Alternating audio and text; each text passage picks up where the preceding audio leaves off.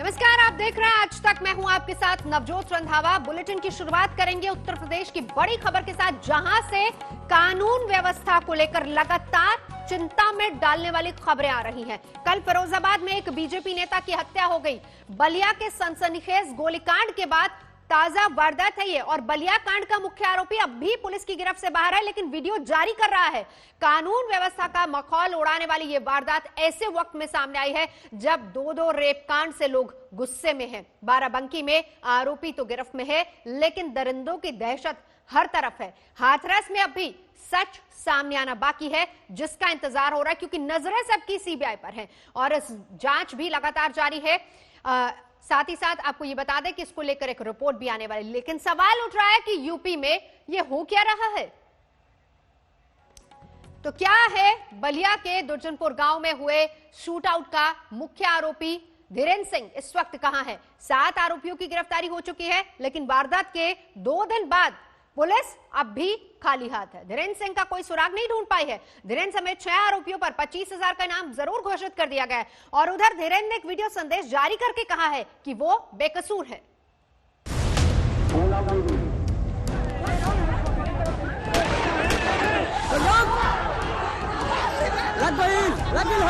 इसमें सीधा एसडीएम साहब की, बीडीओ साहब की और क्षेत्राधिकारी की, खासकर सदानंद यादव एसआई रेवती की सरेआम गलती है।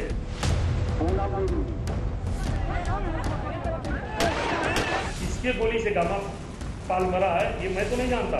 मैंने कोई गोली गाली नहीं चलाई है। तस्वीरें बलिया के दुर्जनपुर गांव की है। दिन दहाड़े पुलिस प्रशासन की मौजूदगी में गोली चली और एक शख्स की मौत हो गई। वारदात के बाद पुलिस ने गांव को छावनी में तब्दील कर दिया और आरोपी धीरेन्द्र सिंह को ढूंढने के लिए कड़ी मशक्कत कर रही है। लेकिन दिलचस्प ये कि आरोपी वीडियो संदेश भेजकर वारदात पर सफाई दे रहा है और पुलिस प्रशासन को जिम्मेदार ठहरा रहा है। किसके गोली से गामा पाल मरा है, ये मैं तो नहीं जानता। मैंने कोई गोली गाली नहीं चलाई है। हाँ, यह है कि कुर्सी वर्सी थी वहाँ पे, उसे वो जब लाठी डंडा मार रहे थे, ईंटा पत्थर मार रहे थे, उन्होंने, उनका घर है वहाँ पे, वो सब इकट्ठा करके रखे थे। और मैं बार एसडीएम साहब को, बार क्षेत्राधिकारी महोदय को, सबको करा था, लेकिन मेरी कोई नहीं सुनी गई। उसके बाद भी पूरा प्रशासन उधर से होकर के अब पूरे घर को बर्बाद कर दिया, तोड़ दिया। आरोपी बड़े आराम से वीडियो जारी करके अपनी बात मीडिया तक पहुंचा रहा है, लेकिन पुलिस उसको ढूंढ नहीं पा रही।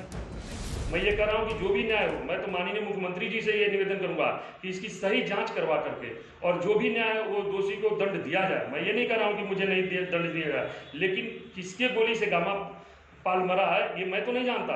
मैंने कोई गोली गाली नहीं चलाई है। बलिया कांड में पुलिस ने 33 लोगों के खिलाफ मुकदमा दर्ज किया है, जिसमें 8 नामजद और 25 अज्ञात लोगों के नाम हैं।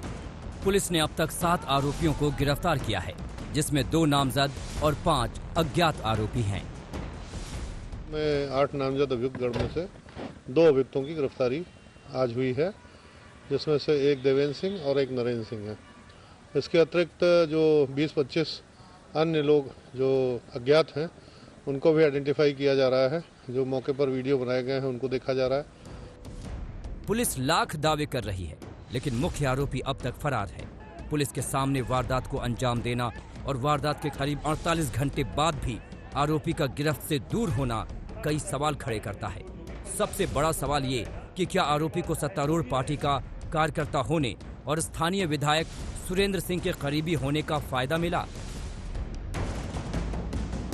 जो भी यदि वो लोग गलती किए हैं, कृष्णा यादव एंड कंपनी के लोग गलती किए हैं, और तो उनको भी दंड मिले, और जो है धीरेन्द्र सिंह ने गलती किया तो धीरेन्द्र सिंह को भी दंड मिले। हमको कोई ये नहीं, क्योंकि संविधान किसी को भी हाथ में लेने का अधिकार नहीं। दुर्जनपुर गांव में हत्या का आरोपी धीरेन्द्र सिंह पूर्व सैनिक है, लिहाजा अब आरोपी के समर्थन में पूर्व सैनिक लामबंद होने लगे हैं और आरोपी को बेकसूर ठहरा रहे हैं।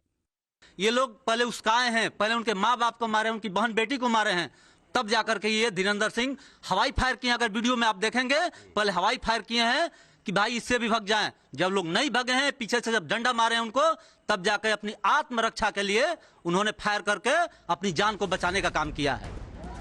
बलिया कांड पर सियासत भी सर पर सुलग रही है। समाजवादी पार्टी का प्रतिनिधिमंडल आज दुर्जनपुर जाकर पीड़ित परिवार से मुलाकात करेगा। बलिया से अनिल के साथ शिवेंद्र श्रीवास्तव, लखनऊ, आज तक।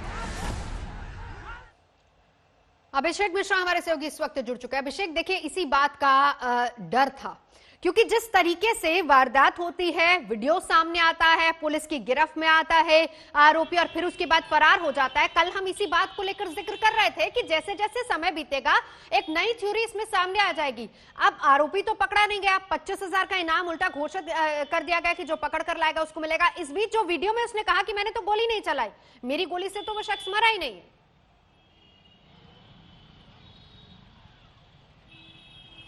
देखिए, बिल्कुल नवजोत, इस पूरे मामले में अब एक के बाद एक पेच उलझते ही जा रहे हैं। कल तक पुलिस कह रही थी कि 24 घंटे में अपराधी जो आरोपी है वो हमारी गिरफ्त में होगा। उसके बाद में हमने देखा किस तरीके से जो एमएलए हैं, विधायक हैं, वो सामने आते हैं। वो कहते हैं कि बचाव के कारण उसने गोली चलाई थी। उन्होंने माना भी कैमरे पर कि वो मेरा सहयोगी है।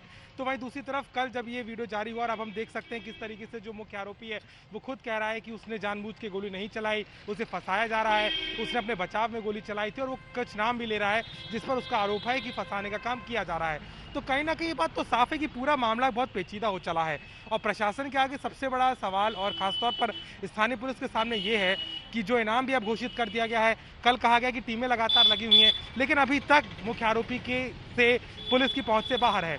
तो ऐसे में अगर मुख्य आरोपी जिस तरीके से वीडियो जारी करके अपनी बात रख रहा है, लेकिन पुलिस के हाथ में इस समय कुछ नहीं है, तो कहने की बात खास तौर पर यह है कि इस पूरे मामले में कहीं ना कहीं अब एक और नया मोड़ तब आया है जब खुद आरोपी ये बात कह रहा है और पुलिस के कार्य के रवैये पर भी सवाल उठा रहा है। ऐसे में आज का दिन महत्वपूर्ण होगा कि क्या वाकई में पुलिस ने जो दावा किया था उसके तहत आज उसकी गिरफ्तारी हो पाती है, नहीं तो ये मामला और उलझता यहाँ पे नजर आता है। और इसमें देखिए अभिषेक, देखिए सबसे बड़ी बात तो ये होगी कि जितना समय निकलता जाएगा उतनी नई नई दलीलें तैयार होती जाएंगी और इसमें कोई दो राय नहीं है। जो सवाल सबसे बड़ा खड़ा हो रहा है वो खुद आरोपी भी कर रहा है और विधायक साहब भी बता रहे हैं, वो तो साथ में खड़े हैं। जो संरक्षण हासिल है वो उल्टा अलग।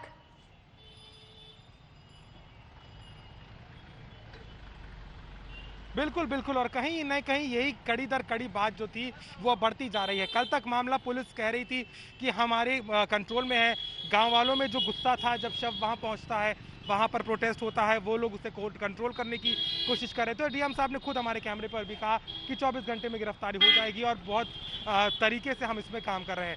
लेकिन अभी तक की जो इसमें पूरी जहां तक पुलिस पहुंच पाई है, हालांकि कुछ और लोगों को इंक्वायरी किया गया है, कुछ और लोगों के साथ बातचीत और तलब करने की बात है, लेकिन कहीं ना कहीं जो मेन आरोपी है जिसको लेकर के ये पूरा बवाल जारी है उस पर पुलिस अभी के हाथ कुछ नहीं लग पाया है। दूसरी तरफ जब से ये एंगल जुड़ा कि जब खुद ही मुख्य आरोपी ने बात अपने अकाउंट से बात कही है कि उसे फंसाया जा रहा है, तो ऐसे में एक तरफ जो गांव के लोग हैं और पुलिस प्रशासन का फेलियर हमें पिछले 2 दिन से नजर तो आ ही रहा है। ऐसे में अब ये पासा उल्टा भी पड़ सकता है क्योंकि जब आरोपी ही पुलिस पे प्लॉट करने का आरोप लगा रहा है, हालांकि वो डिफेंस नजर आप बना रहे कि हम लौटेंगे आपके पास। अभिषेक हमारे सहयोगी लगातार जानकारी दे रहे। इस बीच ये भी बताएं कि बलिया गोलीकांड के मुख्य आरोपी की तलाश लगातार जारी है। हम आपको दिखाते हैं क्या बलिया के दुर्जनपुर में उस रोज खून खराबा आखिर हुआ क्यों था। ये ग्राउंड रिपोर्ट देखिए। यही है बलिया कांड का मुख्य आरोपी धीरेन्द्र प्रताप सिंह। आप देख सकते हैं कि 5-6 पुलिस वालों ने धीरेन्द्र प्रताप सिंह को पकड़ रखा है, फिर भी धीरेन्द्र फरार हो जाता है। अब सवाल यही खड़ा होता है कि क्या मौके पर मौजूद सीओ और उनकी टीम ने धीरेन्द्र प्रताप सिंह की पकड़ खुद ढीली कर दी और उसे भागने का मौका दिया, या फिर गोलियां बरसाकर सरेआम हत्या करने के बाद धीरेन्द्र प्रताप पुलिस की गिरफ्त से खुद छूटकर भाग गया। मृतक के भाई का कहना है कि जब धीरेन्द्र प्रताप और उसके लोग पत्थरबाजी और फायरिंग कर रहे थे तो पुलिस उनको बचाने का प्रयास कर रही थी और मृतक पक्ष के लोगों को पीट कर भगा रही थी। क्षेत्रीय विधायक सुरेंद्र सिंह के द्वारा काफी प्रश्रय उसको मिल रहा था जो अपराधी था, और उन्हीं के प्रश्रय के बदौलत प्रशासन जो है निष्क्रिय हो गई और उसी के चलते ये घटना घटा है। लेकिन अब इस गोलीकांड की इनसाइड स्टोरी आपको दिखाते हैं। आखिर क्यों भरी भीड़ के बीच धीरेन्द्र प्रताप सिंह ने गोलियों की लीला खेली और क्यों जयप्रकाश पाल की हत्या की गई। बलिया में ये गोलीकांड अचानक नहीं हुआ, बल्कि इसकी पटकथा करीब 4 साल पहले से लिखी जा रही थी। इसे जिंदा रखने के लिए शासन और सत्ता ने समय समय पर अहम किरदार अदा किया।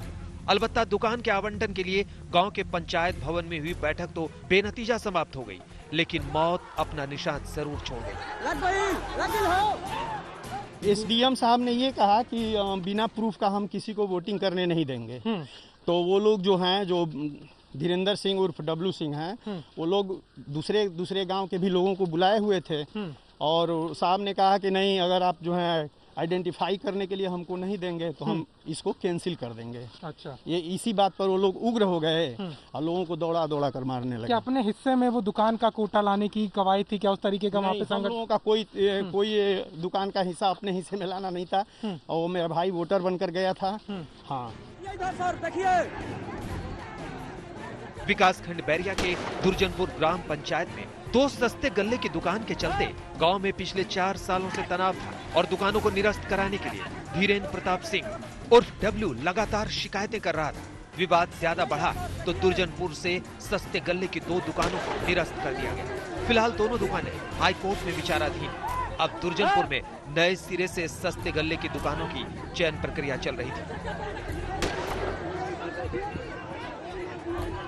आपको बता दें कि 15 अक्टूबर की दोपहर जिस वक्त ये गोलीकांड हुआ, उस वक्त दुर्जनपुर में कोटा की दुकान के लिए एसडीएम और सीओ की मौजूदगी में गांव में खुली बैठक चल रही थी। दोपहर के लगभग 3:30 बजे थी। इसमें 4 महिला समूहों ने आवेदन किया था। दुर्जनपुर की दुकान के लिए मां शायर जगदम्बा और शिव शक्ति स्वयं सहायता समूह के बीच मतदान की नौबत आ गई। इस पर एसडीएम सुरेश कुमार पाल, सीओ चंद्रकेश सिंह और एसओ प्रवीण कुमार सिंह ने व्यवस्था बनाई कि जिनके पास आधार कार्ड अथवा अन्य कोई पहचान पत्र होगा वही वोट कर पाएगा। एक पक्ष के लोग आधार कार्ड को लेकर आए थे, दूसरे पक्ष के लोगों के पास पहचान पत्र नहीं था। इसी बात पर हंगामा हो गया। अनिल अकेला के साथ अभिषेक मिश्रा, बलिया, आज तक।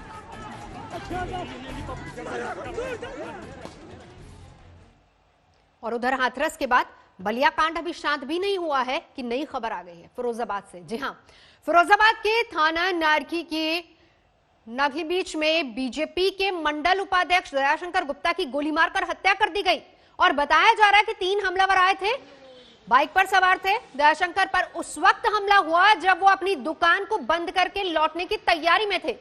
बाइक सवारों ने बीजेपी नेता पर ताबड़तोड़ गोलियां बरसा दी। दयाशंकर को इलाज के लिए आगरा ले जाया गया, जहां पर डॉक्टरों ने उन्हें मृत घोषित कर दिया।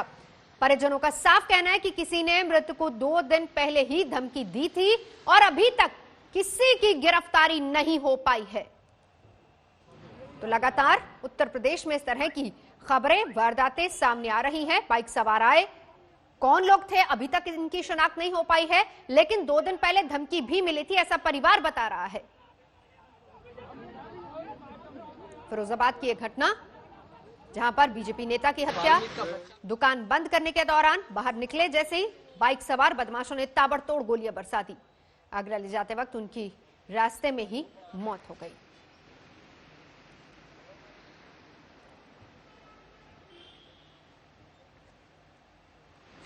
और अब एक खबर उत्तर प्रदेश से ही, लेकिन इलाका है पीलीभीत का, जहां पर NH 730 यानी कि 730 पर दर्दनाक सड़क हादसा हो गया है, जिसमें खबर यह आ रही है कि एक महिला समेत 7 लोगों की मौत हो गई है।